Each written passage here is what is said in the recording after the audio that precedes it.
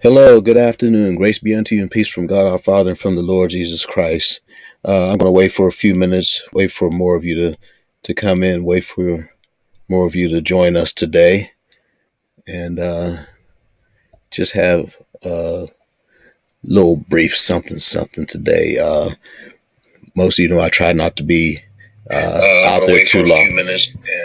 Try not to be long-winded, and just have something just real brief to talk to you about. And we're going to see what the Lord does here. Thank you for joining us today. Once again, thank you for joining us. And I'm just going to talk for a brief minute there. God has been good to us. He's been kind to us. He's been merciful to us. And we give him all the glory. We give him all the honor. We give him the praise.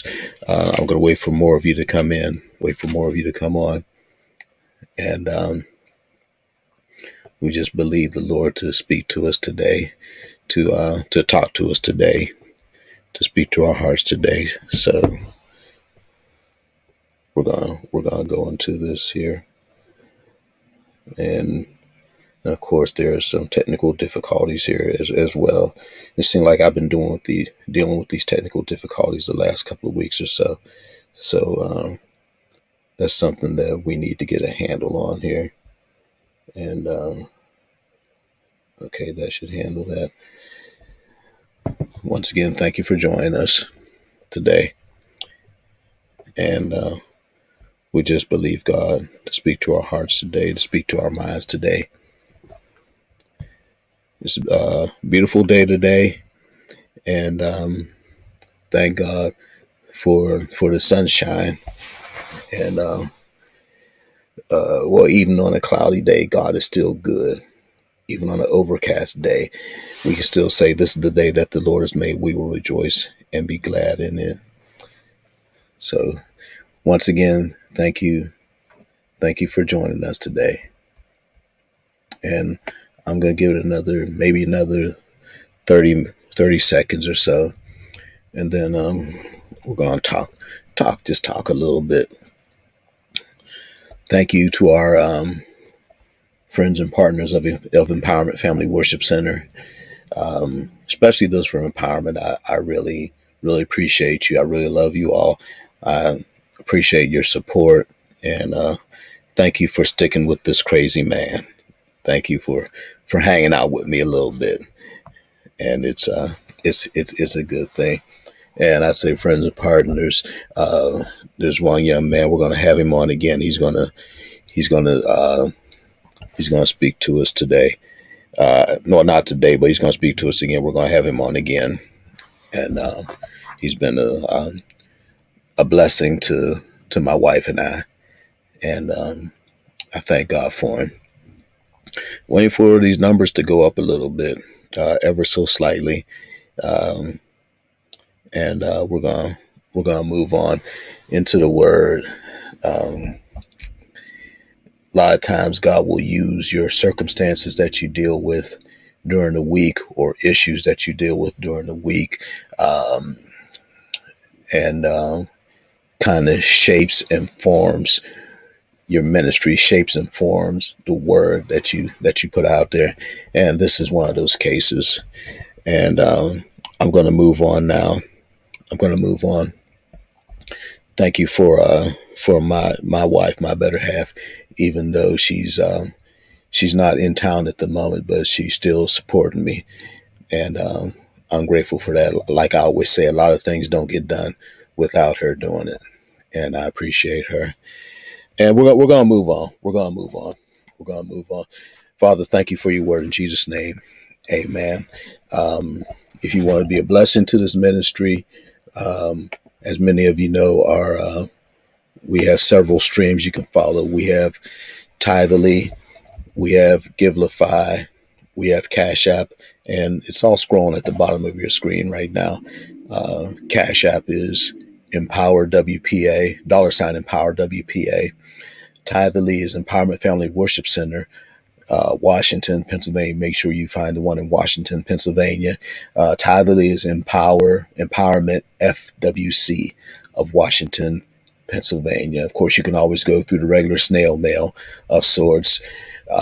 Empowerment Family Worship Center, Post Office Box 1365, Washington, Pennsylvania 15301. Okay, we're going to get on into the Word. We're looking at Proverbs chapter 8, verse 1. Proverbs chapter 8, verse 1. Proverbs chapter 8, verse 1. And we're going to be looking at the New Living Translation. And it reads like this. Proverbs chapter 8, verse 1. Listen as wisdom calls out. Hear as understanding raises her voice. Verse 2. On the hilltop along the road, she takes her stand at the crossroads. Verse 3. By the gates of the entrance of the town on the road leading in, she cries aloud. Verse 4. I call to you, to all of you. I raise my voice to all people. That's Proverbs chapter 8, verses 1, 2, 3, and 4, the New Living Translation. I want to talk from the subject, wisdom still speaks. Wisdom still speaks. Wisdom speaks to us. This week has been a week as none other, and it more or less shaped where I'm speaking from, where I'm talking from today. It started out, we experienced a couple of deaths close to us this week, and I'm not at liberty to give their names, whatever. If you go on my personal page, you'll probably see some type of comment that I've made, or some type of posting I've made toward them. But also on top of that, just this past week, I had to eulogize a 30-year-old man, and I'm not at liberty to discuss the nature of his transition, the nature of his passing. But still, regardless of what the situation, regardless of why it happened, it was still sad. And it's something that we don't always like doing. So this kind of shaped where I'm going today. We're still dealing with the state of affairs. We're still dealing with the political issues. We're dealing with so much. And I began to look in the book of Proverbs. And I have to tell you, Proverbs will catch your attention every time.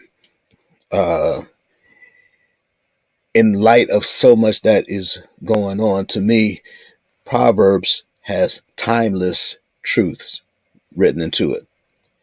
Timeless truth. Well, the Bible is timeless itself, but there's something about the book of Proverbs that is so timeless when it talks about wisdom.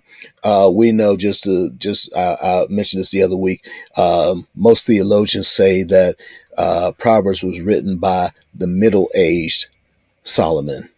They say Song of Solomon was written by the youthful Solomon.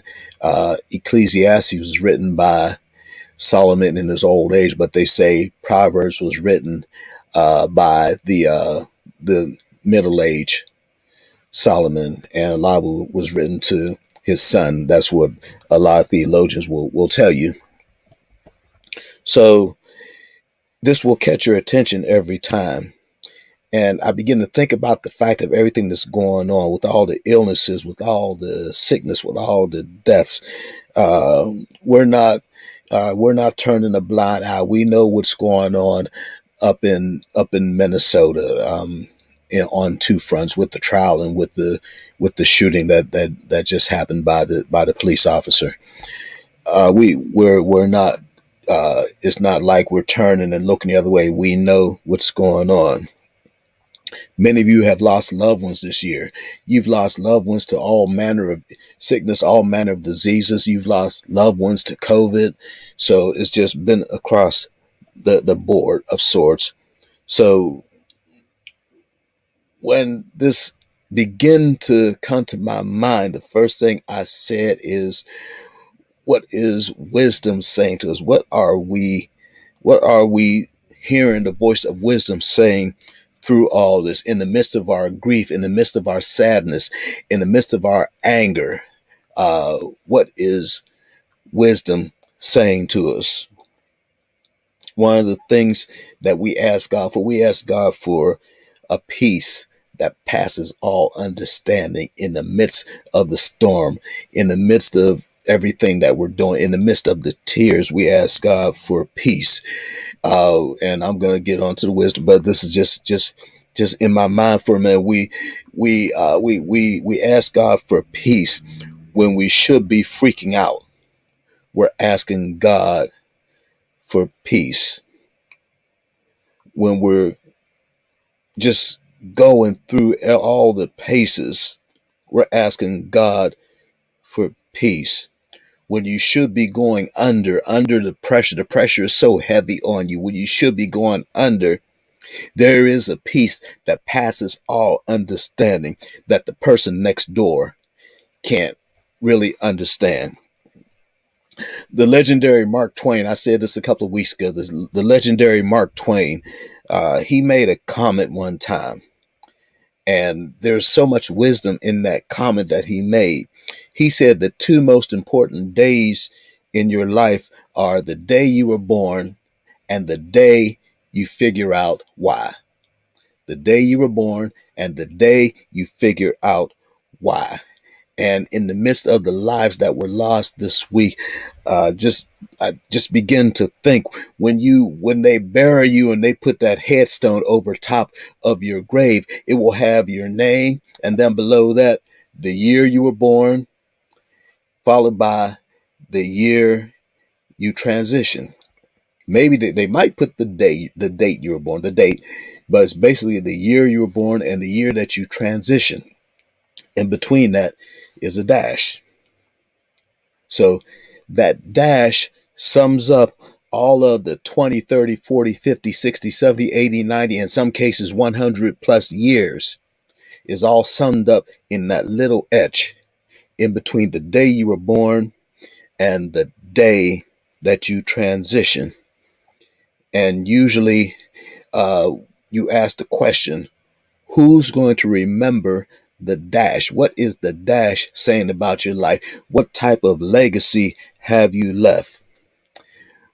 And I'm not just talking about coming to Jesus and being saved, but I'm talking about a lasting legacy that would get passed down from generation to generation, because Satan wants to pick you off before you achieve your purpose. He wants to pick you off before you reach your destiny. So that dash represents a lot in terms of you keeping your legacy alive, keeping something alive for your children and for your children's children. And I'm reminded of Proverbs chapter 1, verse 4. I'm paraphrasing a little bit. It says that it will make those without education, wisdom, talking about wisdom, will make those without education smart, teaching the youth what they need to know and how to use what they have learned. I'm just paraphrasing a little bit, but that's not basically what it says, but I'm paraphrasing. I don't want anyone to think I'm misquoting passages or whatever. So it also, Proverbs chapter 1, verse 7 tells us that living in obedience, tells us that true wisdom comes from living in obedient devotion to God. But stubborn folks scorn truth, wisdom, and knowledge. So there is a knowledge that comes forth from everything. What are we learning? What's coming to our minds as we're dealing with all these issues that we're going through right now? What is happening? What are we doing? What are we learning? What are we learning? What is God saying to us in the midst of all this, in the midst of our tears, in the midst of our sadness, in the midst of our grief, in the midst of the turmoil that we're going through. What is God trying to tell us? Proverbs chapter 8, again, verse 35 and 36 in the New Living Translation, it tells us, whoever finds wisdom finds life and receives favor from the Lord. But those who miss it injure themselves. All who hate wisdom love death. I'll say that again. All who hate wisdom love death. So at a time when people are going on their own knowledge, they could have dire consequences. It could lead to destruction. It could lead to death. Even in the midst of this season that we're in right now, if you're not careful, it could lead to your destruction. We're so fearful nowadays because of this issue that we're dealing with. But I'm here to tell somebody I'm being careful, but I'm not walking in fear. I refuse to walk in fear. Wisdom speaks out to us about mocking the things of God. How long are you going to mock God? How long are you going to just laugh at everything that God is trying to tell you? What type of legacy are you going to leave? Wisdom is speaking to you even in the midst of what's going on around you. The turmoil is going on around you. Stuff that just make you go out of control. Your head is spinning right now. What is wisdom trying to say to you? I spoke about leaving a lasting legacy. Proverbs chapter 13, verse 22, 13, verse 22. And this is the, excuse me, I used the New Living Translation pretty heavily. But the New Living Translation 13:22 says, good people leave an inheritance to their children, to their leave their inheritance to their grandchildren, children's children. That's what the King James says, children's children. Leave an inheritance to their grandchildren, but the sinner's wealth passes to the godly. It says a good man, a good person leaves an inheritance for his children. So basically, it's not just going to go to your children, but something's being passed down to your grandchildren. What type of legacy? What is wisdom saying to you? I implore you, what are you pursuing your destiny? Are you really pursuing your purpose in the midst of it all?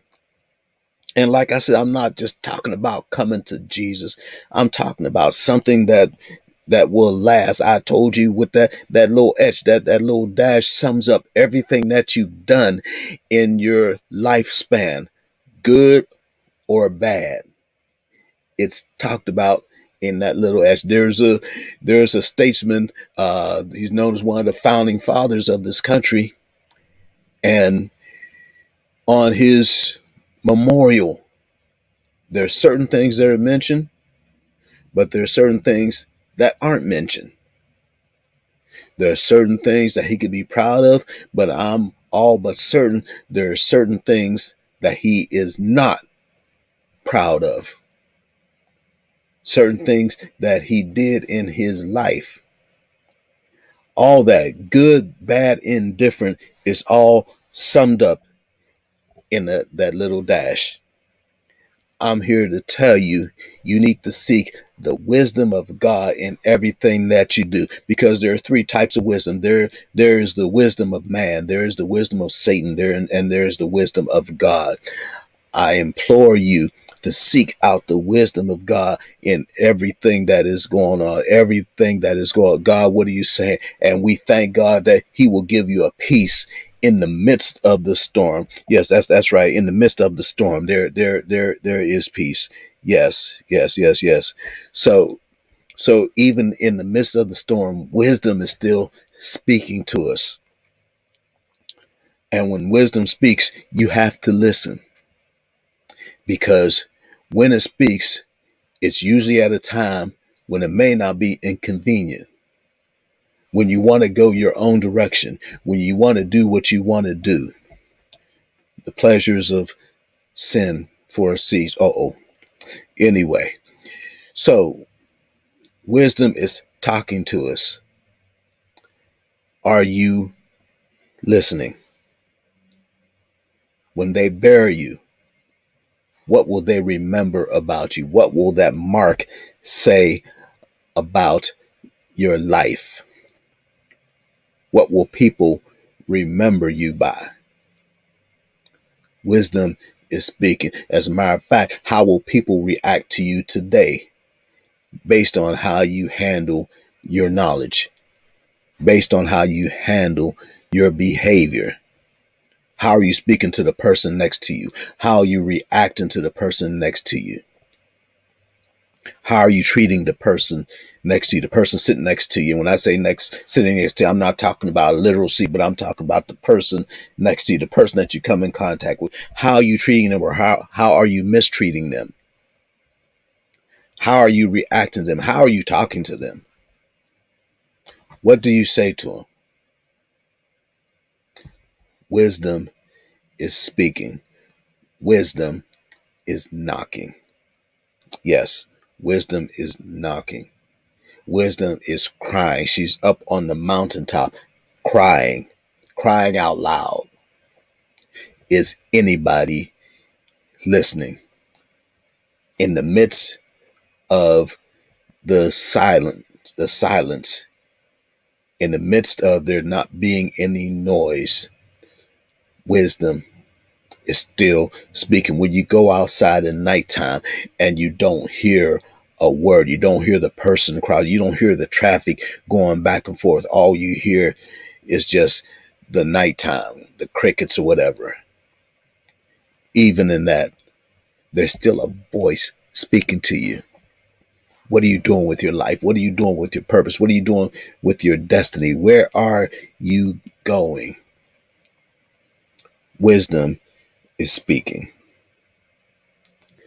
And like I said, this came as a result of the many things that we dealt with this week.